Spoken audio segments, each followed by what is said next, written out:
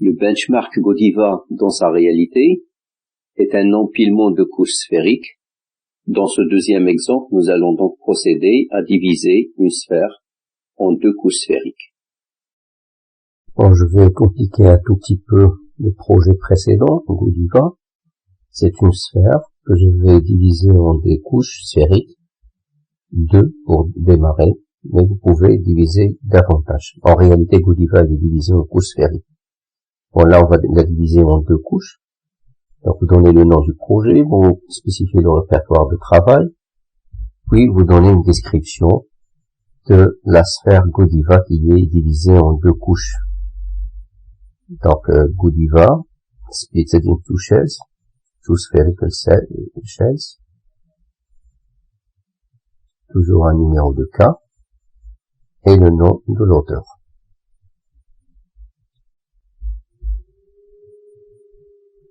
Bon, je coche les deux fichiers optionnels, Solis et Puts, et je commence par créer les surfaces sphériques. Donc la surface numéro 1, c'est une sphère. Les coefficients, je rappelle, c'est les trois coordonnées de l'origine de la sphère et le rayon. Donc je divise à 4,9 et j'enlève les conditions à la limite. Une deuxième sphère, les deux sphères sont concentriques bien sûr, donc la sphère numéro 2, les coefficients, donc les trois coordonnées de l'origine, et le quatrième coefficient, c'est le rayon de Godiva, le rayon externe de la sphère Godiva. Donc j'ai divisé arbitrairement à 4,9, et j'ai donc deux sphères. Il est obligatoire que l'une des surfaces soit déclaré avec des conditions limites, ici boundary égale vacuum, pour ne pas suivre les neutrons qui échappent à la sphère. Bon, la cellule numéro 1, c'est la sphère interne, c'est-à-dire qui est limitée par la surface sphérique numéro 1. Il va contenir le matériau numéro 1, qui est le combustible de Godiva, et la région c'est -1, c'est-à-dire à l'intérieur de la surface sphérique numéro 1. La cellule numéro 2, c'est la calotte sphérique externe. Donc le matériel, je vais changer juste pour vous donner de façon de définir le matériau. Et il se trouve entre la sphère numéro 1 et la surface sphérique numéro 2. C'est-à-dire à l'extérieur de 1, c'est +1, et à l'intérieur de 2, c'est -2. Je définis le matériau numéro 1, c'est celui de Godiva. Vous avez un cas moyen, c'est-à-dire qui n'est pas divisé en sous-couches. Donc le numéro du matériau 1, c'est pour remplir la sphère interne, de densité 18,74 grammes par centimètre cube, et la composition, c'est celle de l'exemple précédent, c'est-à-dire l'exemple Godiva. L'uranium 234 avec sa fraction massique, 0,0102, c'est-à-dire 1,02%. L'uranium 235, Godiva elle est hautement enrichie en uranium 235, donc vous avez WO, on écrit WO, pour ne pas se tromper, c'est petit o, weight fraction, c'est 0,937. Donc 93,7%, et je ferme la balise nuclide. Puis vous avez l'uranium 238, voilà donc la composition de Godiva. Je l'ai donné de la même façon à la sphère interne. Donc le matériau numéro 1 est terminé. Je vais définir le matériau numéro 2. En fait, je vais prendre la même composition, sauf que je vais la présenter d'une autre façon. Donc, le matériau numéro 2, c'est Godiva de densité 18,74 grammes par centimètre cube. Donc, les trois isotopes de l'uranium, 234, 235 et 238. Mais cette fois-ci, je vais les présenter avec des fractions, avec des densités atomiques, AO. Donc, vous pouvez faire ce calcul à la main à partir de la densité, connaissant l'enrichissement, je peux déterminer les abondances isotopiques de chaque isotope, ou bien ce qu'on appelle les densités atomiques. Donc on peut déterminer les densités atomiques AO des 3 isotopes.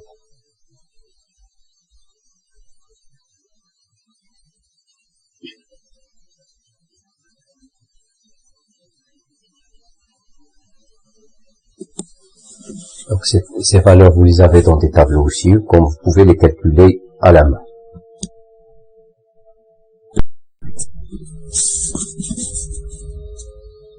Donc les 3 densités atomiques des isotopes de l'uranium enrichis à 93,7%.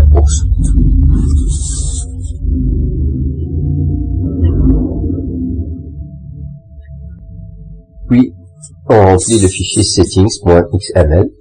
Alors, je choisis le mode eigenvalue pour le calcul de cas effectif. Comme d'habitude, j'enlève le nombre de générations. C'est-à-dire, par défaut, il va prendre une génération par cycle. Et on peut avoir plusieurs. Et je définis 10 cycles inactifs avec 1000 particules, 1000 neutrons par cycle. Là, je vais ajouter la définition de la source. Dans l'exemple précédent, la source était prise par défaut. Et là, je vais définir la source, mais avec un minimum de données. Donc, j'enlève tout ce qui est fil et la fin de la valise. Je garde le type de la source, c'est ponctuel, et les paramètres, c'est-à-dire où se trouve ce point. D'habitude, le plus simple, c'est de prendre l'origine. J'ai enlevé aussi l'énergie et la distribution angulaire, donc il va prendre une source isotropique avec un spectre de Maxwell. Bon. Voilà le calcul.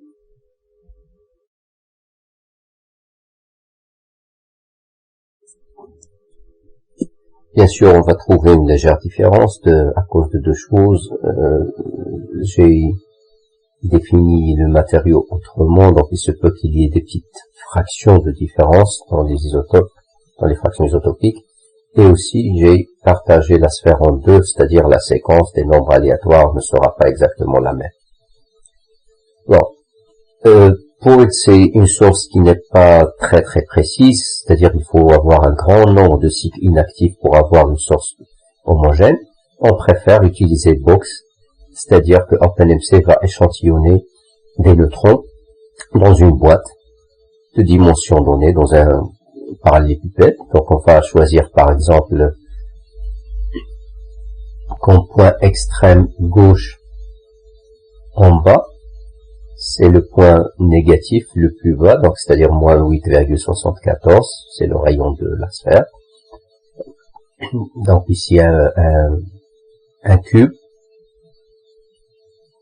qui est limité par les 2 points extrêmes, moins 8,74 pour x, y et z, et plus 8,74 pour x, y et z. Et donc on construit un cube. Le calcul va donner une valeur légèrement différente, c'est de l'ordre de 1.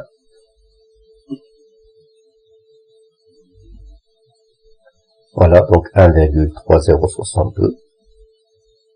Ça, c'est une bonne source parce que OpenMC va échantillonner les neutrons dans tout le cube au lieu de prendre un point au centre. Avec un point au centre, il faut attendre beaucoup.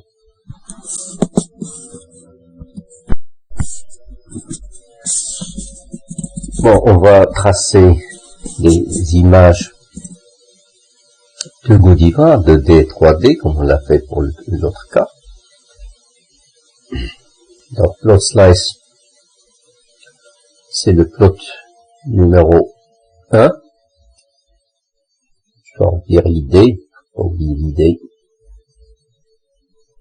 Donc, je prends le plan XY pour basis, je prends l'origine 0, 0, 0, la résolution 600, 600, et 20 cm, 20 cm pour X et Y.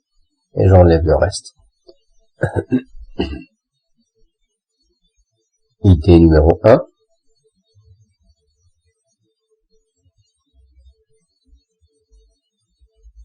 Voilà, je vérifie la syntaxe XML, elle est correcte. Et je peux tracer l'image 2D de Godiva.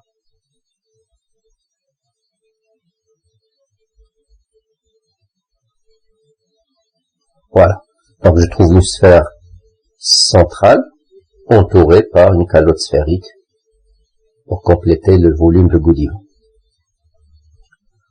On continue avec l'image 3D. Donc le plot numéro 2, qui est de type voxel. Le background, je l'enlève pour le moment. On va colorier par cellule. Origine 0.0.0. C'est l'origine du repère.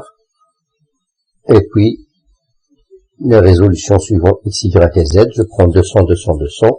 Attention, si vous prenez 600, 600, 600, c'est beaucoup. Donc, l'image va être très lourde et ça va prendre du temps pour la convertir. Voilà. Et toujours la largeur 20, 20, 20. La syntaxe est correcte. Le plot. Voilà, l'image 2 est en train de se construire.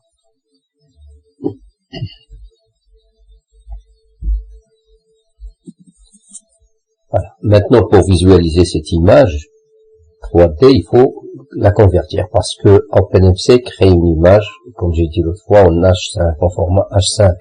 Et donc, il faut la convertir pour être lue par VTK. Voilà, l'image est convertie.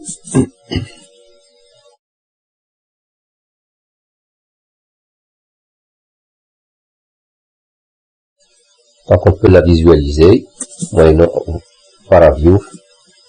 Donc, voilà notre image.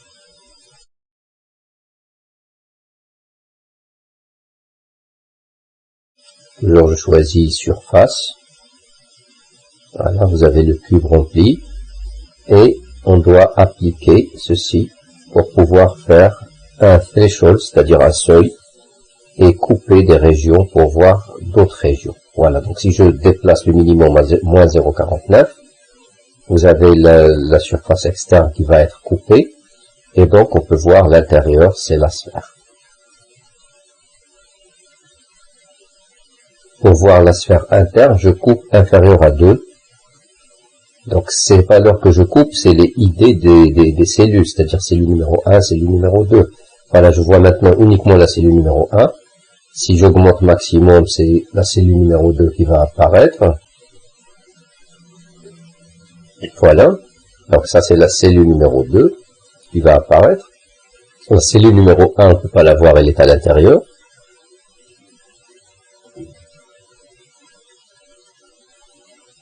Pour colorier, donc on va choisir ID pour avoir des cellules avec des couleurs différentes. Voilà la 2, il va être colorié différemment.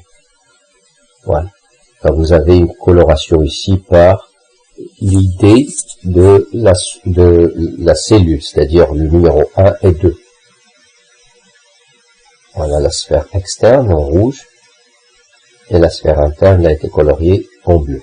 Bon, on peut faire des extractions, c'est-à-dire des coupures. Donc on peut couper des régions. Ce qu'on appelle des volumes d'intérêt. Je vais couper entre 100 et 200 pour X, donc c'est un demi-espace, c'est le demi-espace X négatif. J'ai coupé suivant X. On peut avoir une sphère plus lisse, vous remarquez, il y a des petits escaliers, mais on peut avoir des sphères plus lisses, mais il faut une résolution beaucoup plus grande, c'est-à-dire une taille d'image beaucoup plus grande. Je coupe ici suivant Y, c'est le demi-espace Y négatif, donc entre 100 et 200. Voilà.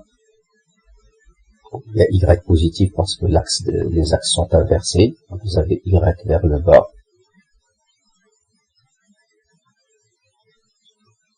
crois qu'on peut jouer avec ces extractions comme on veut pour faire des coupures et voir ce qu'il y a à l'intérieur de l'image créée. En ParaView permet de manipuler correctement ces images. Voilà, on a fait une extraction d'un petit cube qui est le 1/8 de la géométrie globale. Et donc on peut voir la sphère à l'intérieur. On peut même couper et voir même la petite sphère interne de Godiva. Donc avec un seuil,